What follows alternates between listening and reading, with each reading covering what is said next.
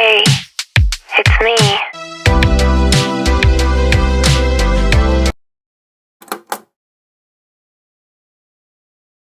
Hi everyone, welcome back to another video. If you are new here, please consider subscribing to my channel. My name is Doreen, and if you are old here, thank you so much for showing me so much love. So on today's video, I just want to do a recap of 2023, how 2023 has been for me, and then top it up with a story time, a little story time.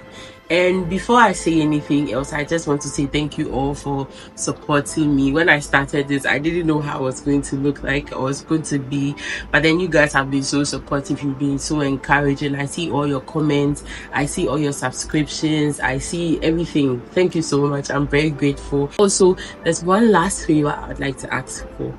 Please share the video. That's how I can grow. That's how, I can make it in this space. So like I said, on today's video, I just want to do a recap of how 2023 has been for me. Today is the 31st of December 2023. So for me, when 2023 started, I did not have any plan, honestly.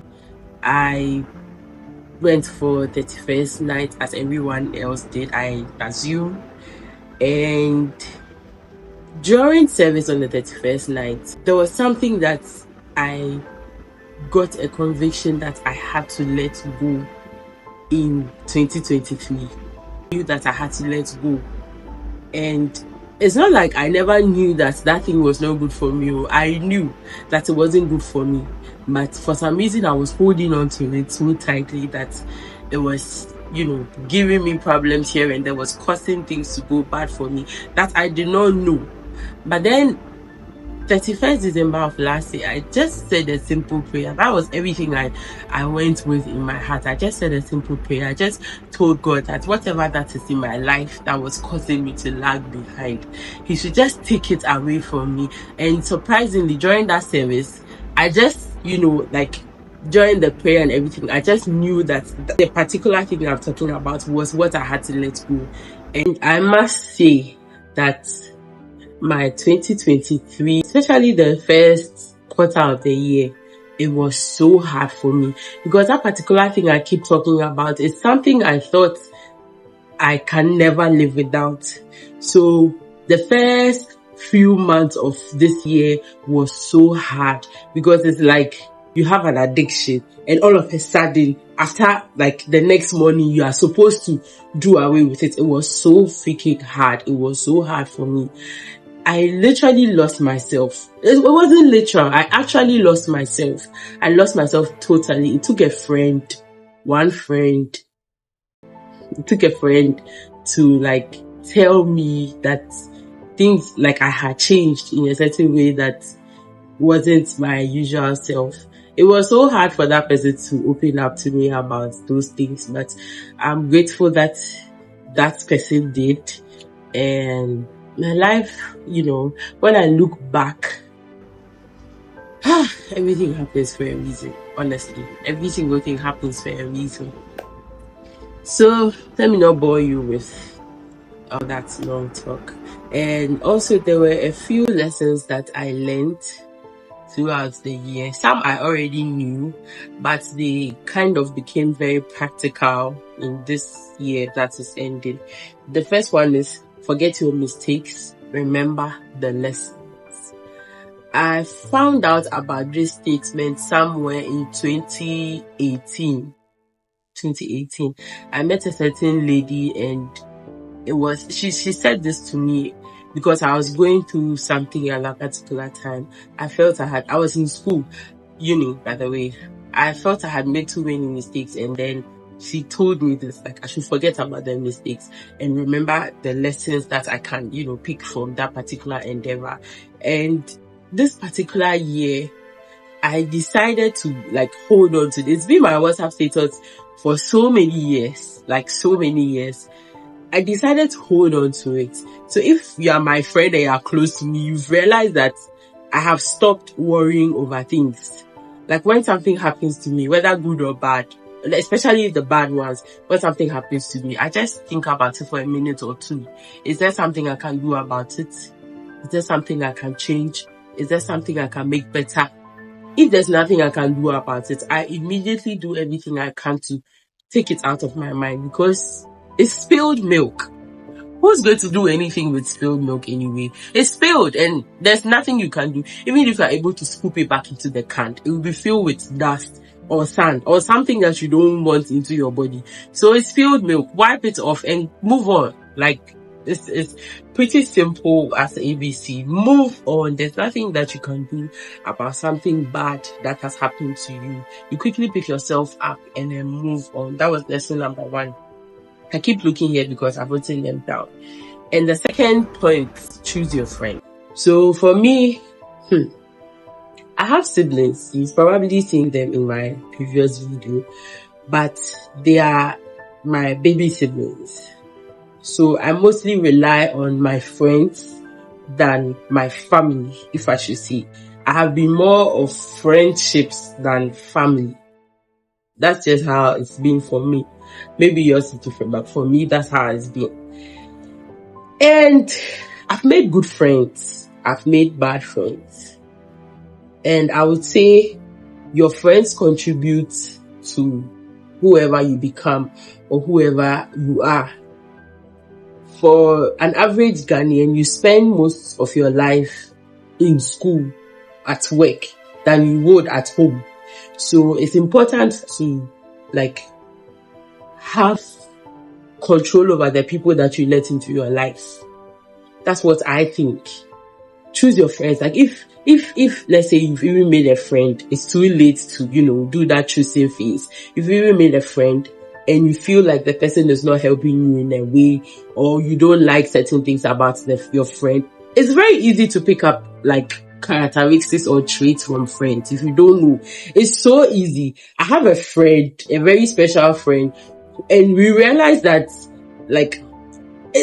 our friendship has been quite short. It's a little over a year, but we spend a lot of time together, and we realized that there are some things that, let's say there's something that I'm fond of saying. She suddenly gets to pick that thing, and then now it's like she talks like me, I talk like her sometimes. So I think it's very, very important. If you've already made a friend and there are some things that the person does that you don't like, it's you first. Cut the person off. Cut the person off, honestly. You don't have to be in any relationship that is not helping you.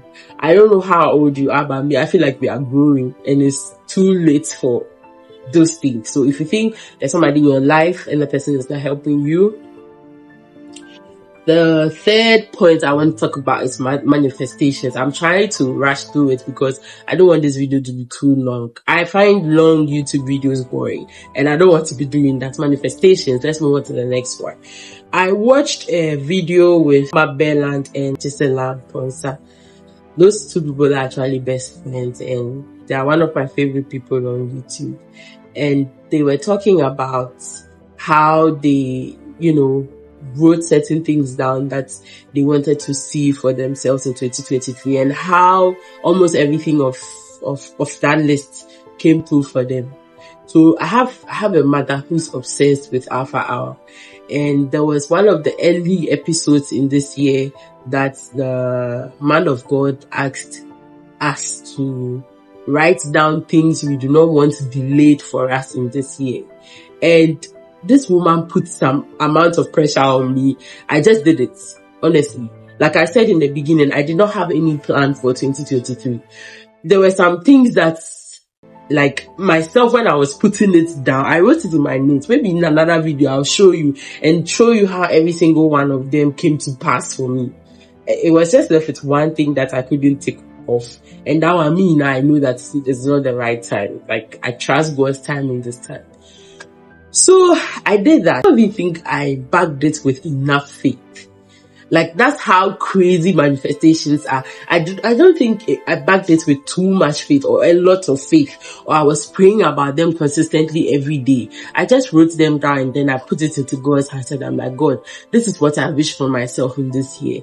And in the midst of the chaos and everything that I went through this year, every single thing came to pass, every single thing. every single thing, except that one that I'm saying that I know that is not the right time. Every single thing came to pass. And I feel like everyone should adopt it. Write certain things down and pray towards it and work towards it. And I feel like it works. Honestly, at this point I have tried it and I know that it works. So I feel like I have the right to tell people about it. Then I think it's the last one. Don't feel pressured by anyone. Do not feel pressured by anyone. If you feel like your friends are moving faster than you are, do not feel pressured.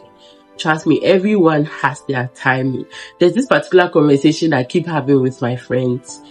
I mean, we are in our early mid-20s and most of our friends are getting married. And some of my friends, like keep saying, hey. I mean, I do sometimes too. But one thing that I know for sure, and my mother keeps telling me, is to make sure that you do it and do it well. Don't do it and come back. I mean, why would you want to go into it and then come back when you can wait and go right? You understand? So don't feel pressured by anything. If you feel your friends are having better jobs than you are, it's okay. It's okay. Be grateful for what you have at the moment. Every single thing that happens, show gratitude to God. Even as humans, when somebody does something for you or when you do something for someone and the person shows gratitude, you are in a way ginger to do something better or something more for the person who has shown gratitude to you. I think that's just how it is. How much more God, who created us, who, does everything for us. Imagine what he will do for you if he does the smallest things for you and you are so grateful, you go out of your way to show gratitude to him. I feel like it will just make him want to do more for you because he knows that this is my child. I do stuff for him or her and she notices it. She comes back to say thank you. There's a story in the Bible of the 10 lepers. It was just one person who came back to say thank you to God. I don't think if gratitude didn't mean anything to God, he will not have made sure that particular scripture is captured in the Bible. I feel like gratitude means a lot to God.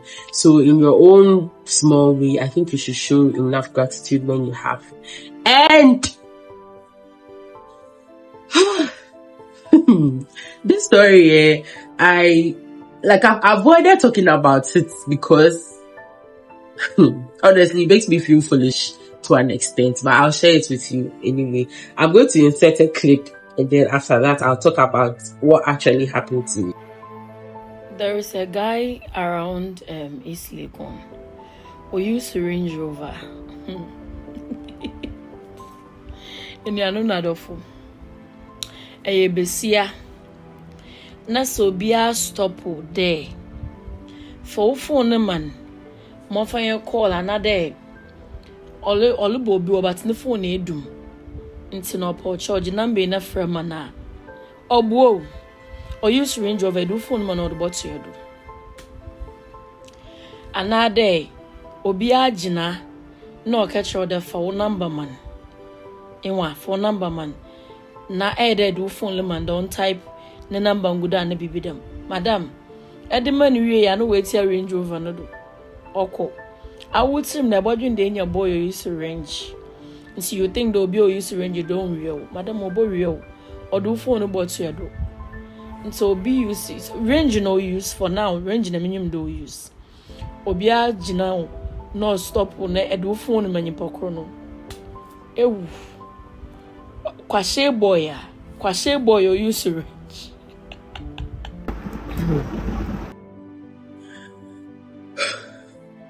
Don't overthink it. Relax. I'm the one that thing happened to. So let me tell the story. So I was on my way back from work. I think it was 18th September. Not too sure. I'll confirm it and put it somewhere. I was on the phone with my auntie, like one of my favorite aunties. I was on the phone with her and we were having a very necessary and a very, very important conversation. And then this gentleman stops. He was in a red Toyota Corolla. Honestly, that's all I know about that car. So it was a red car, Toyota Corolla, I think. And he stopped. And he rolled his glass down. Me, initially, I thought it was men in the regular conversations. Can I have your number? Blah, blah, blah. But this one was different. So he stopped and then he asked me if I knew, blah, blah, blah. And I'm like, oh no, I don't live here. So I don't know the place. So sorry. And he's like, oh, can I be of help to him? And I'm like, sure, why not? He's going somewhere. And the person he's going to meet, no, he said his phone is dead. So, and he doesn't know where he's going. And he has the number of the person he's going to meet off here. So, if I don't mind, I should call the person for him. I'm like, it's just a call. At that moment, I didn't think anything else. I'm like, oh, I mean, it's a helpless person trying to find his way around. So why not? So I'm like, okay, sure, give me the number. So I leaned a little bit over to the car. If you don't know, I'm tall. I'm very tall. I'm a very, very tall. I leaned over to the car a little bit to try and hear the number. Cause quite a car for passing by and all of that. So I'm like, okay, 053. And he also leaned towards the passenger side of the car. So 053. And that was it. Guys, that was it. That was it, oh. Hey. So, and you see, the funny thing is, this gentleman was dressed in a white shirt. Like, I don't remember what day it was. He was dressed in a white shirt. Like, I don't know about the down. He was probably even wearing some booty shorts or some very short shorts. But the top part, he was wearing a long sleeve white shirt. He actually looked like he was coming back from work. And he sounded so helpless. Honestly, I feel like this could have happened to anyone. Honestly, even though I've heard of such scams before, I didn't expect it. I mean, if I knew that he would have done that to me, there's no way I would have, tried to help him or anything. But this gentleman, it's a 13 Pro Max. It's quite big. And the grip that I had the phone with was quite weak. So he pulled the phone from the middle. Okay. He pulled the phone, like I was holding the phone like this. He pulled the phone from the middle, just like that. And then he sped off. To date, I have a feeling there was somebody in the back seat who was probably hiding because all his glasses were tinted and they were rolled all the way up. I feel like there was someone in the back seat that he just threw the phone to in the back and then they did whatever they could because the kind of speed this gentleman went with. Hey, I don't think he would have had the same concentration to, work on the phone because it's like they needed it unlocked so that they can sign me. I still don't know how they do it because I know that you need passwords to sign out of somebody's iCloud, whatever. I'm sure you understand what I mean. You need the password of the phone to sign out of the iCloud. I don't know how these people did it. I do not. So immediately he sped off with the phone. A car came to pass by and I stopped the car and I sat in the car and I'm like, there's only my phone, blah, blah, blah. Let's chase them, blah, blah. And we tried to chase them. And on our way, I took there were two gentlemen in the car. I took one of them's phone to try and call a friend. Cause that was the only number I had offhand at that time. Like, it was just that person I could think of. I called. Say it was switched off. We said do not disturb. We say I don't know. I called and called. I felt so disappointed in that particular friend at that moment because hey. Anyway, that's just my thing. And I've already addressed that with that friend. Not twice about it. I'm my mother's only child. I am big sister to two people. I am loved at home. My friends love me. What if I go and follow these people and they drive into a bush and they go and kill me? May you. I just, it's just a film. Thank God we didn't even use something to cut me or anything. I'm like, it's one of those things. So I went back home and then I took one of my friend's phone and I signed into it. I was trying to find my iPhone to, either declare the phone lost or try and track it or something, but they were faster than I was. Immediately I got into it, the iPhone 13 Pro Max disappeared. Like there were no devices, meaning they had signed out of my iCloud. And that's how I lost my phone, guys. That was how I lost my phone. A lot of people asked me this question and I didn't want to explain because I felt a little bit foolish. Like, it's a different story if I gave the phone to him and he ran away with it. But this one, I was holding the phone and he snatched it from my hand. It didn't take too long. I mean, like I said in the beginning of this video, I realized I couldn't do anything about it. The phone was gone, so I just let it go. So that I haven't even cried. Guys, let me quickly chip this in.